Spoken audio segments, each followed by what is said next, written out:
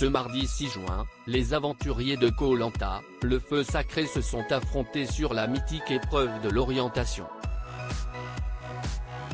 Mais qui a réussi à s'en sortir pour décrocher son ticket pour les fameux poteaux?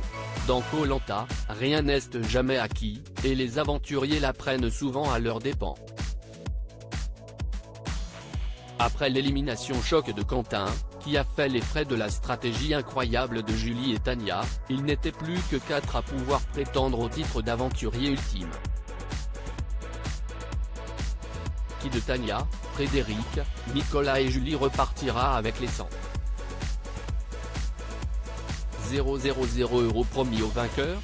Pour pouvoir accéder à la mythique épreuve des poteaux, les 4 aventuriers restants ont dû s'affronter, ce mardi 6 juin, sur la célèbre course d'orientation.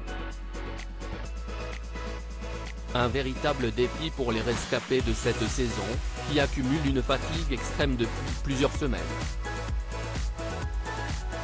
Comme tous les ans, la course d'orientation s'est déroulée sous haute tension, alors que Julie, Tania, Frédéric et Nicolas se sont éparpillés sur 3 zones différentes.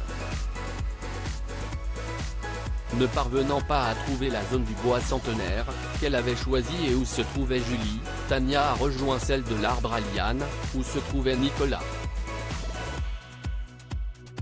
Mais l'ancien militaire s'est montré particulièrement efficace et n'a laissé aucune chance à sa concurrente, en trouvant son poignard. En seulement 40 minutes. Qui sont les 3 candidats qualifiés pour les poteaux?